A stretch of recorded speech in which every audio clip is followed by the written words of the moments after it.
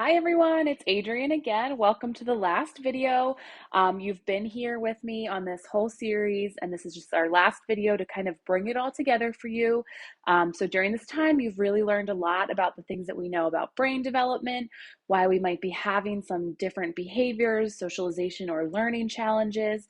And of course, this is all just an intro. There's a lot more to it, but we're really happy to partner with you and to help you guys have this continued self-discovery so you can help yourself, help your spouse, help your child, whoever you're here to learn for or to learn about.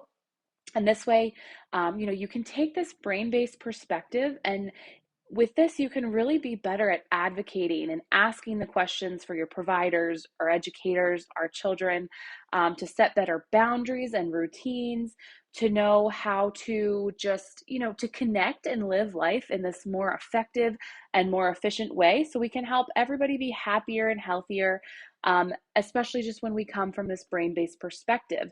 Then we can understand that stressors can cause these changes inside of the brain, inside of our body, and they can be really negative and can negatively impact the way that the brain is processing, functioning, and moving through development. So we know that we live in this really stressful time, and even before COVID and now with COVID, we have all of this uncertainty. There's a lack of prediction, a lack of visualization, and a lot of us, even those of us who are fully developed, as a result of this stress, we're going to drop down in these hierarchies. So we're going to drop down, and that's going to change the way that we engage and connect with our world. Some of you may have even noticed this during this stressful time, that maybe your short-term memory has been decreased, or your reactivity or your anger response is heightened. Maybe your ability to connect with other people socially has decreased. Your desire to connect has decreased. That's all because it is a response to stress. So we need to look at the stress, and we need to look at how the stress is impacting the way that your brain is functioning, the way that our nervous system is functioning, because that is ultimately the thing that's going to have a negative impact on brain development and on all of the systems of the body. We could include the immune system, the endocrine system, really any of the bodily systems. So in this, what we want you to do is pretty much, we want you to always understand that there is a reason for behavior, always. These kids, adults, maybe even yourself, you're not defined by your deficits, by the changes that, or the ways in which you're engaging with your world, although the way in which your child or yourself is engaging with the world and their behavior does give us a lot of information clinically and educationally and in a parenting way that tells us what they're doing and where they might be, and how we can help. So the next step of this is, what do we do? What do we do about this now that you have all of this information? So you're going to find that you already might start to move through your life in a little bit of a different way, with a different lens.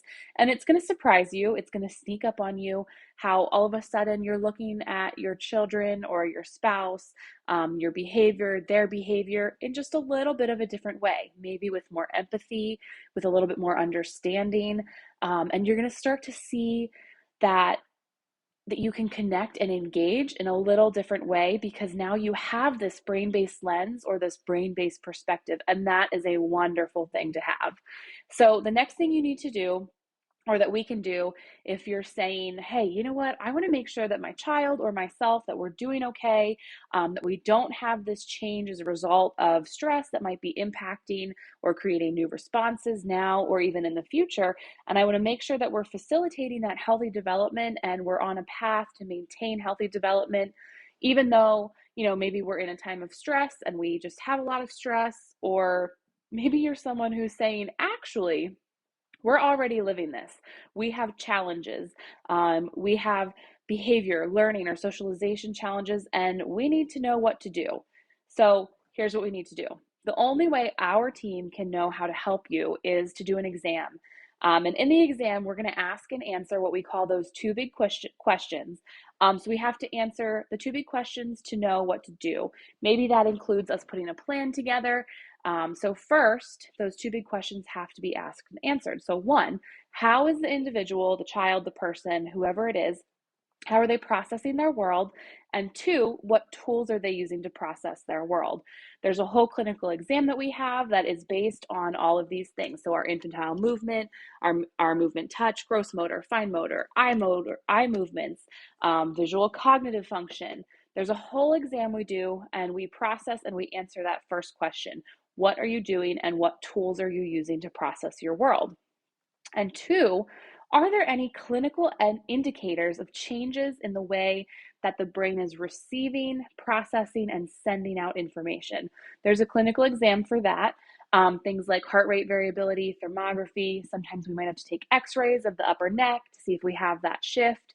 We're looking at postural distortion, range of motion distortion, gross motor, fine motor function, vestibular function. So we put all of this into this comprehensive exam to ask and answer those two questions. How are you processing your world? And what does that tell us about your brain development and the trajectory of your brain development? Are we on a good path, or do we need to make some alterations? And then two, are there any clinical indicators of changes or inefficiencies in the way that the brain is receiving, processing, and sending information? So if that's the case, then we need to see that and we need to monitor it. Then we can take those results and we need to say, okay, what tools do we need to use to resolve these challenges that we found? So that may be in our four-pillared approach, and maybe only in one or two of the pillars of the approach based on what we find from the exam. So things like chiropractic neurofunctional correction, where we're correcting the input, or maybe two pillars where one is that changing and restoring the input through chiropractic. And then maybe we're also looking at the gut and the dietary work. So it might be those two, or it might be three or four pillars where we're saying, you know what, we need to restore input in pillar one and pillar two. So chiropractic, nutrition, we're going to monitor that. But then we also need to do some body movements, some eye movements, some cognitive games, and we need to start building those skills that work on the brain development trajectory, because there's some significant gaps that need to be filled.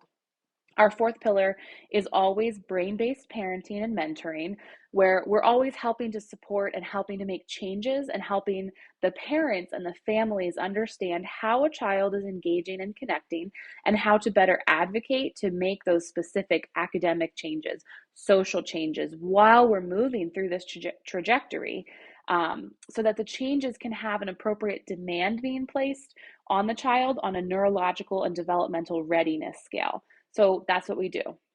If you're like, hey, I need to know my next steps, your next step is adding a free consult with one of our focused clinical team members and making sure that they direct you to the right place. If they direct you to do the exam, those are the two big questions that we're going to ask and we're going to answer. And we're going to go over with you, and then we're going to determine what tools we need to use to start correcting what we found and what we can do to help your child and yourself have a better expression of life. A big takeaway here is to remember that there are no purposeless behaviors. There are no bad kids. There are no bad adults.